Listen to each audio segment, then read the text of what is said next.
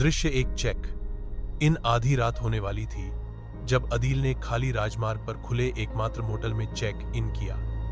Front desk के आदमी ने उसे एक पुरानी पीतल की चाबी दी और कहा, कमरा 6 में मत जाना, यह मेहमानों के लिए नहीं है। अदील ने सिर हिलाया, लेकिन उसकी जिज्ञासा तुरंत भड़क उठी। एक मोटल एक कमरे को हमेशा के लिए बंद क्यों रखेगा? दृश्य 2। गलियारा गलियारे में धूल और पुरानी धुएं की गंध आ रही थी। उसका अपना कमरा नंबर 4 धुंधला और चरमराहट वाला था, लेकिन हॉल के पार कमरे 6 में एक फीका संकेत था जिस पर लकड़ी में प्रवेश न करें खुदा हुआ था। उस रात अदील ने आवाजें सुनी, धीमी फुसफुसाहटें लगभग मंत्रों की तरह बंद दरवाजे के पीछे से आ रही थी। दृश्य 3। प्रलोभन। दूसरी रात तक फुसफुसाहटें तेज हो गई। फिर उन्होंने उसका नाम लिया, अदील, अंदर आओ। उसकी त्वचा ठंडी पड़ गई। धीरे धीरे उसने दालान पार किया और दरवाजा थोड़ा खुला पाया। दृश्य 4। कमरे 6 के अंदर कमरा पूरी तरह से काला था, जिसमें दूर के कोने से केवल एक हल्की लाल चमक आ रही थी। अंदर दीवारें गहरे पंजे के निशान से ढकी हुई थी और हवा जम रही थी। कोने में एक कुर्सी रखी थी, उस पर एक आदमी था जिसका सिर नीचे था। वह खुद से फुसफुसा रहा था। जब अदील करीब गया तो आदमी का सिर ऊपर उठ गया। उसकी आंखें चली गईं, केवल काले छेद बचे थे। जाल दरवाजा उसके पीछे बंद हो गया। आदमी खड़ा हुआ। उसकी आवाज गहरी और विकृत थी, हम तुम्हारा इंतजार कर रहे थे। कोनों में परछाइयां हिलने लगी, जीवित प्राणियों की तरह खिंच रही थी। वे दीवारों पर रेंग गईं, उनकी लंबी उंगलियां उसकी ओर बढ़ रही थी। दृश्य 6। अंत अदील रंग। दृश्य 1। पहला रिंग रात के 2:13 बजे थे जब सारा की लैंडलाइन बजी। उसके पास सेल फोन नहीं था। कहा कि वे उसे सिरदर्द देते हैं, इसलिए उसके नाइट स्टैंड पर पड़ा धूल भरा पुराना रोटरी फोन बाहरी दुनिया से उसका एकमात्र संपर्क था। उसने ऊंघते हुए इसे उठाया। हेलो। कुछ नहीं, बस सांस लेना। कौन है ये? उसने पूछा।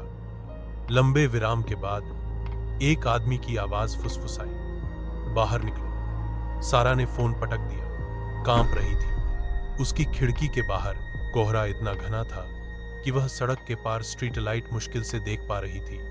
दृश्य 2। खाली सड़क। सुबह तक उसने खुद को समझा लिया था कि यह एक शरारत भरा कॉल था, लेकिन अगली रात यह फिर से हुआ। वही समय, वही सांसें, वही शब्द, बाहर निकलो। इस बार वह खिड़की पर खड़ी थी। नीचे की सड़क खाली थी, या लगभग खाली। एक आकृति धुंध में खड़ी थी, सड़क के नीचे, बिल्कुल शांत, उसका सामना कर रही थी। उसने पर्दे खींचे। दृश्य 3। पुलिस। तीसरी कॉल के बाद उसने पुलिस को इसकी सूचना दी। अधिकारी ने कंधे उचकाए। शायद कुछ नशे में धुत बच्चे, बस शामिल न हो, अपने दरवाजे बंद कर लो। लेकिन उस रात के 2:13 बजे कोई कॉल नहीं आई। इसके बजाय फोन डोल और 14 पर बजा। जब उसने उत्तर दिया तो आवाज करीब जोरदार थी, तुम बाहर क्यों नहीं आई? दृश्य 4। पदचाप। सारा मुश्किल से सोई। पुराने घर की हर चरमराहट ने उसे उछाल दिया। अगली रात उसने बिस्तर पर जाने से पहले फोन को अनप्लग कर दिया, लेकिन 2:13 पूर्वाह्न पर उसने फिर भी सुना घंटी बज रही थी। वह लिविंग रूम में गई और जम गई। फोन फिर से प्लग इन था। बारिश रुक जाती है। सड़क के अंत में खोखले रेस्ट इनका खुलासा करती है। हमजा, उस्मान, फरहान और बिलाल सराय से पहले इकट्ठा होते हैं। उनके भाव प्रत्याशा और आशंका का मिश्रण है। फरहान चुप्पी तोड़ता है। उसकी आवाज सावधानी से भरी हुई है। याद रखना, सिर्फ 1 घंटा। लकड़ी से ढकी खिड़की से धुंधली चांदनी छनकर कमरे में एक अजीब सी चमक बिखेरती है। दरवाजा बंद हो जाता है। बिलाल, हमजा और फरहान को दमकारी कमरे में फंसा देता है। अलमारी से एक हल्की सी खरोंच की आवाज आती है, जिससे वे डर जाते हैं। बिलाल चुप्पी तोड़ता है। ठीक है, डरावना दरवाजा। अगला कौन है? फरहान मांग करता है। इसे खोलो।